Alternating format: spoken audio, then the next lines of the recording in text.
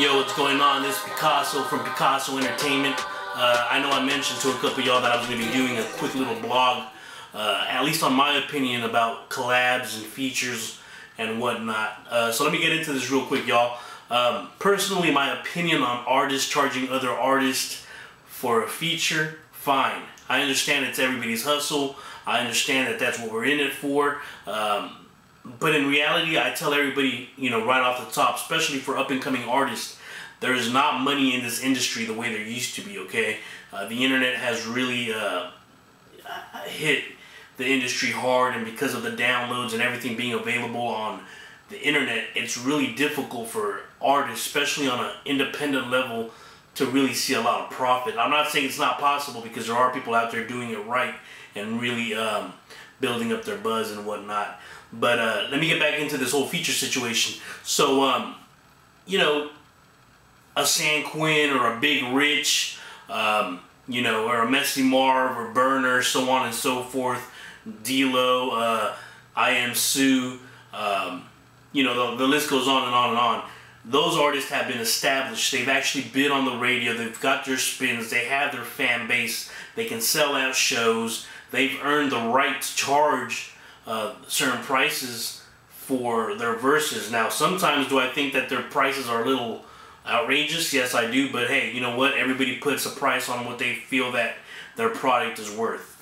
Personally, some of the prices are a little, steep. Sometimes you'll get a really good deal. So, but anyways, my little blog here is more aimed towards up-and-coming artists who are charging for verses. You're in a point in your career where you should really just be focused on getting your name out there and being established. And every opportunity that you get to be on somebody else's song, whether it's a mixtape or an album or whatnot, that's only going to benefit you in the long run. So by you saying I'm charging $100, $150 to $200 for a verse, man, it's hard for me to really, take you serious, because for that kind of money, I can almost go and get somebody who is established. So what credibility have you earned for you to be getting that kind of money? You know what I mean? It's a difficult industry. There's not money circulating the way there used to be. Then you got a lot of cats out there, that say, well, they're not willing to pay for verses, that they don't need any features on their music, that they want to do their project on their own. My personal opinion on that is, in order to be established, in order to get a buzz, you need those features to kind of build your own fan base. You put a couple artists that are well known and well established on your music, and it gives you a little bit more credibility. Okay, now you got so and so and so and so on your music. It's almost like, okay, well, this person is making moves because they have connections with these other artists that I listen to. So I never look at having features as a negative thing. Unless, and this is what the youngsters are doing a lot of, and I tell you guys all the time, do not feature somebody that is on your level. So if your name is ABC, do not feature, DEF. It's not going to do you any good, because now when you submit something to somebody like myself or somebody else that runs a label, they're going to listen to this music, and you're trying to introduce yourself to me. Well, I don't know who you are. I've never spoken to you before. So how do I distinguish who you are if everybody else on that feature is somebody that I've never heard of? So don't feature people that are up and coming. I know people want to get their homies on the track or whatever. That's only going to hurt your career. It's only going to slow you down. If you're entry level, don't put other entry level people on your music. Do it solo, and add a couple features that are well known and well established. That's the best advice I can give you, But for these up and coming artists that are charging for verses, you don't have any albums out. You don't have anything that I can buy at FYE or Rasputin's, or iTunes.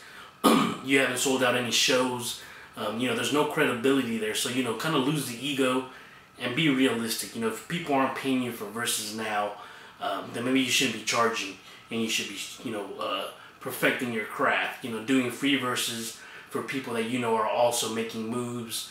But collabs are good when you're featuring somebody who's well established, because that's only going to bring you up a notch. That's just my personal opinion. I know there's going to be people out there that disagree or say, nah, man, that, you know, so on and so forth, but that's just the way I see things, man. If you're an up-and-coming artist, there's no reason for you to be charging for a feature, you know, and if you're doing features with other cats that are you know, on your level, it's not helping you out, because now you submit something to a label, and I'm like, whoa, okay, so who are you? I've never spoken to you one-on-one. I don't know what you sound like. I don't know your voice. So, you know, I don't know who I'm listening to, because you're featuring a bunch of people that I've never heard of, you know, so just think about those things when you guys are doing features, you know what I mean? Yeah, that's it. Hope you guys learned a little something, alright? Picazzoent. Yeah, I love this life, yeah, I love these clothes, and yeah, I love this money, but I don't love these hoes.